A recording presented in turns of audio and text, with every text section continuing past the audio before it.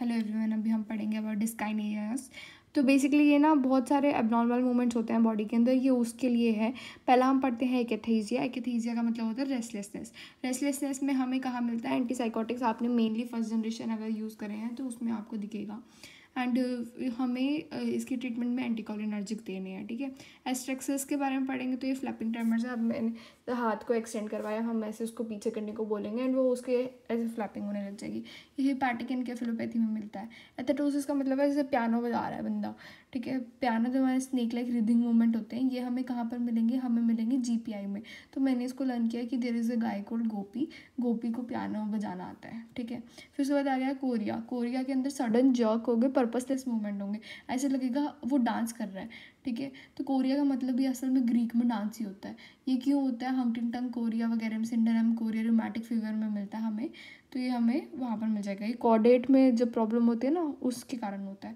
Dystonia का मतलब क्या है? इनवॉलेंट्री मसल कॉन्ट्रैक्शन हो रही है, जैसे कि अगर आँख फटक रही है तो आँख फटके ही जा रही है, तो इसमें हमें ना ब्यूटिलिनम टॉक्सिन देना ही पड़ेगा, ठीक है, उसको रिलैक्स कराने के लिए। फिर आता है हमारा असेंशियल ट्रेमर। असेंशियल ट्रेमर होता है एंग्जाइटी के कारण। तो ये फैमिली टू फैमिली भी होता है। बीटा ब्लॉकर दे दो इसको, ठीक है।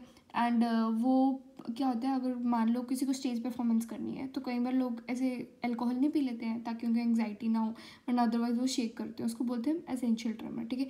इंटेंशनल ट्रेमर क्या होता है कि अब मैंने बोला है कि मुझे सर्जरी करनी है, तो मैं every time I will be fine, जैसे ही मैंने स्कैल्पेल पकड़ा और मैं पास में गई तो इंटेंशनल ट्रेमर हो जाएगा, ठीक है। ये सेरिबेलर डिसफंक्शन के कारण होता है, जिगजैग मूवमेंट वगैरह मिलेगी टुवर्ड्स अ टारगेट, ठीक है। ये इंटेंशनल ट्रेमर नहीं रिमूव करता अल्कोहल, एसेंशियल ट्रेमर कर देता है, ठीक है, ये याद रखना है। रेस्टिंग ट्रेमर में होता है हमारा paralysis agitans. Example uncontrollable movement होगी, जैसे पिल रोलिंग, लाइक हमारा पार्किंसोनिज्म के अंदर होता है ना, उस सबको, ठीक है। फिर उसके बाद हेमीबेलास्मस के अंदर क्या होगा? सडन आधी बॉडी ही मूव कर रही है, like it is more than Korea, बहुत ज़्यादा मूव कर रही है हाफ बॉडी, तो उसमें तो हमारा सबथैलेमिक न्यूक्लियस, ठीक है। फिर लैक्यूनार स्ट्रोक वगैरह याद रखना है। मायोक्लोनस के अंदर होएगा हमारा हिकअप्स एंड ये सारे हमें जेएफडी जैकब डिसीज़ वगैरह के अंदर मिल सकता है। अच्छा, तो ये एक्स्ट्रा नोट में इन्होंने समझाया रेस्टलेस लेग सिंड्रोम के बारे में, वो भी देख लेते हैं। तो इसमें क्या होता है? एक तो होता है पीरियोडिक लिम्ब मूवमेंट और एक होता है रेस्टलेस लेग। रेस्टलेस लेग में क्या है? वो इंसान सो नहीं पा रहा है, उसको अर्ज हो रही है, जैसे मैं अभी अपनी टांगे के में ऐसे ऐसे हाथ पैर हिला रही हूँ, ठीक है, and I can not even sleep because of this. लेकिन पीरियोडिक वाले के अंदर क्या होता है? पीरियोडिक वाले में द पर्सन इज फाइन, उसको पता भी नहीं है वो सो रहा है, द अदर पर्सन को उसने लात मार दी, ठीक है, वो होता है periodic limb movement. Restless leg के लिए आप गाबापेंटिन वगैरह दे सकते हो, जबकि पीरियोडिक लिम्ब के लिए you have to give benzodiazepine कि ऑलमोस्ट पैरालाइज होकर सो जा।